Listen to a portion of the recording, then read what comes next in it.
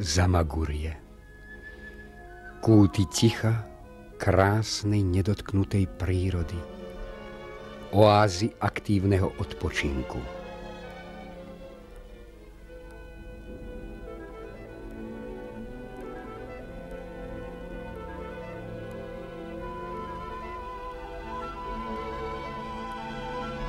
Ticho dokonca i tu dolu v dedine rozprestrelo svoje neviditeľné krídla.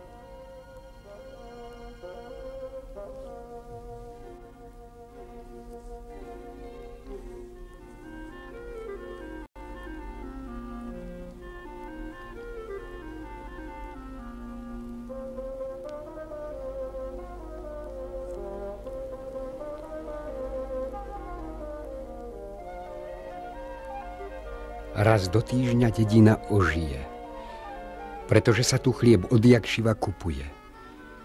V Litmanovej sa totiž rodí iba mäso a mlieko. A tak je to vo všetkých horských dedinkách za Spiskou Magurou i v Uličsko-Ublanskej doline. A tak je to nakoniec na horniakoch na celom Slovensku.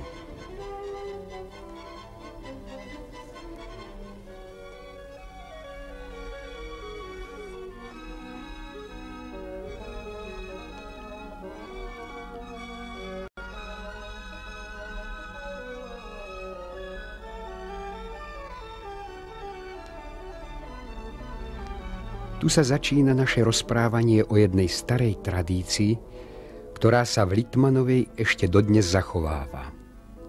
Každý rok uprostred leta je dedina prázdna. Aj brehy potoka, na ktorom zvyknú šantiť deti, sú opustené. Prečo?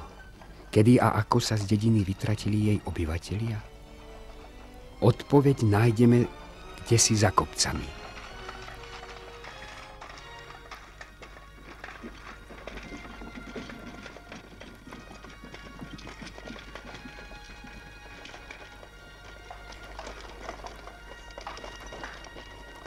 Každoročne od nepamäti po 12. júli sa na výšiny sťahuje celá dedina Litmanová. Berie sa všetko. Dobytok, periny, jedlo, kuchynské zariadenie, celá rodina i s drobizgom. Sťahuje sa na Majdany, kde je každá zdravá ruka potrebná.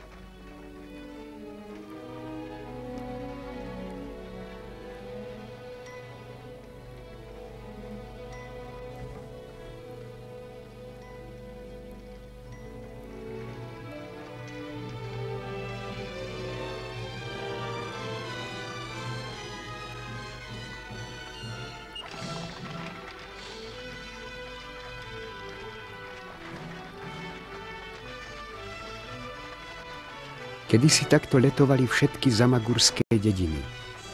Niekde tento odchod, akési malé sťahovanie obyvateľov nazývajú Majdany, inde na poľany, alebo proste na lúky. Tradíciám ostala verná len Litmanová. Tam, kde sú družstvá, ostalo z Majdan iba torzo. Ráno vyvezú koscov a hrabačky na traktoroch a večer ich privezú späť domov. A verte, keď sme sa rozprávali so staršími ženami družstevničkami zo susednej obce z Jarabinej o starých Majdanoch, bolo im za nimi smutno. Ale ani v Litmanovej neostalo všetko pri starom. Niekedy odchod na Majdany bol spojený s rôznymi obradmi. Popolom posýpávali cesty, aby sa zabezpečil šťastlivý návrat, suchými čarodejnými zelinkami okiadzali dobytok, aby sa mu v horách nič nestalo. Do voza sa bralo niečo svetené, aby nedaj Bože neudrel doň hrom. Z toho všetkého ostal už len poznatok. Najlepšou výzbrojou na Majdany je dobrá kosa a silné svaly.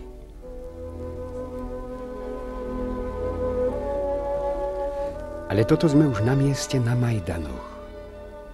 Hoci je to odvážne tvrdenie, lebo tie lesy, na ktoré sa pozeráme, ukrývajú ďalšie lúky, koscov a hrabačky.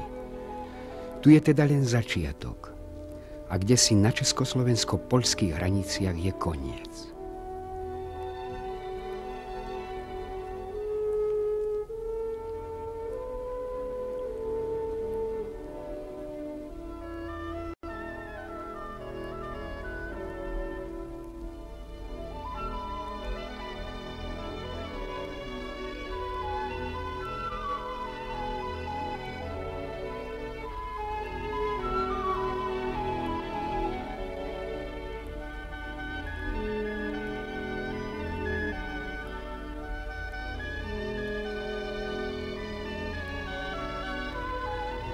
po nich sú roztratené zrubované domčeky, okolo nich život ako na horských lúkach, ale aj ako dole v dedine.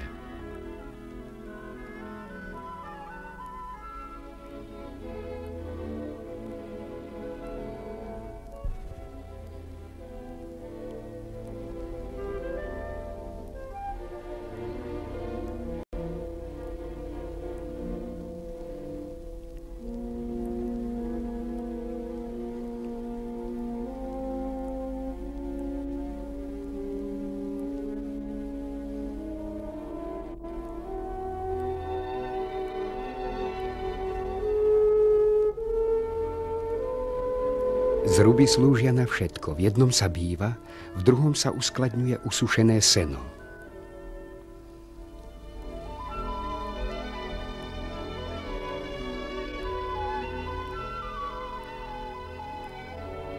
Prijímame pozvanie a vchádzame. Najprv do predsiene, ktorá nemá povalu. Je tu však všetko, čo potrebujú dospelí i tí najmenší ku každodennému životu. A toto je kuchyňa so spálňou dohromady.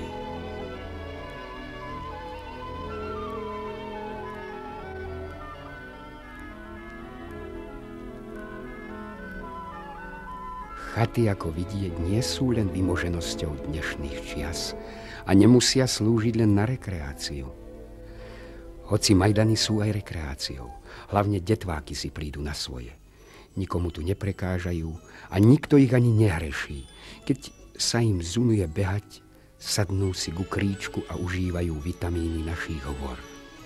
Čučoriedky rastú všade dookola. Je ich toľko, že ich zber sa stáva ďalšou náplňou pracovného dňa a nie len detí. Seno totiž neschne z hodiny na hodinu. V čase nútených prestávok vymenia hrable za zvláštne hrebene. Za deň sú 2-3 koše plné sladkých čučoriedok.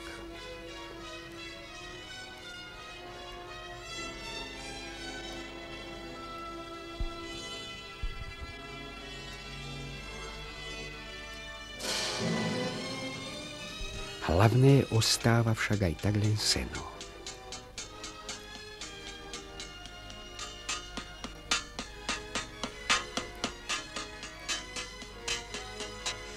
Tri až 4 týždne od rána do večera treba sa oháňať kosou a hrabľami, kým sa možno sťahovať späť.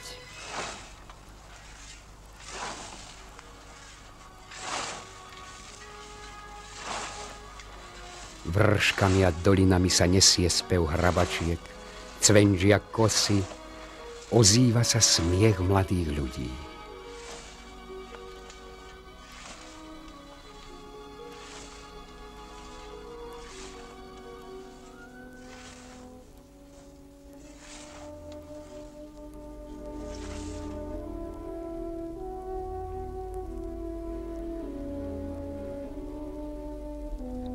Pri počutí slova lúka vybaví sa nám v pamäti obyčajne rieka a pri nej širokánska trávnatá plocha rovná sťa stôl.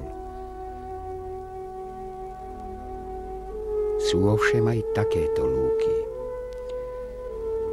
Ležia vysoko v horách, strmých svahoch alebo hrobliach.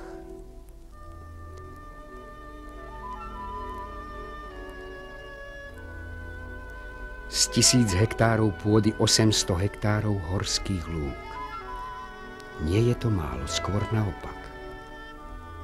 Ale ďaleko nad dedinou vo výške 1200 metrov nad morom.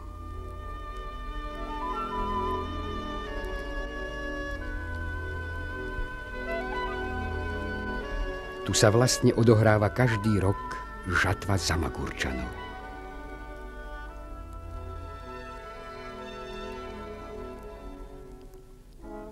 Veď seno je tu chlebom, mliekom i mesom. Keď nezarodia lúky, nie je ani jedného, ani druhého.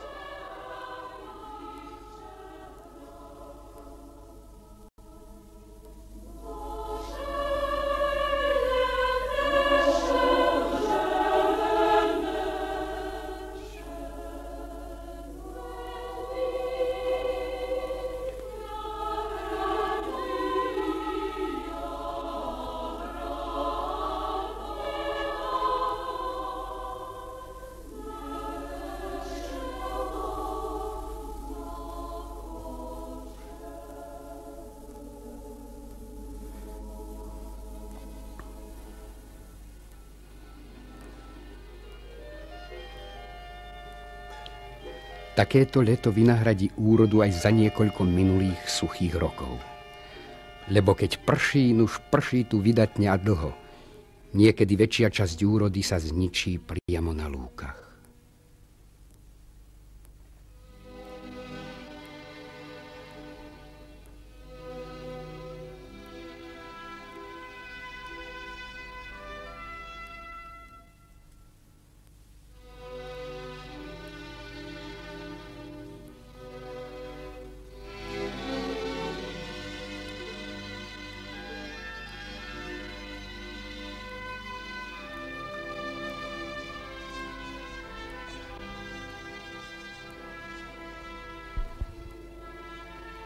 A zas cesta späť.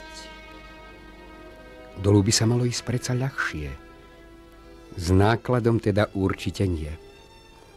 Ľahšie je ľuďom iba na duši, že stihli všetko pokosiť a odviesť dolu do dediny.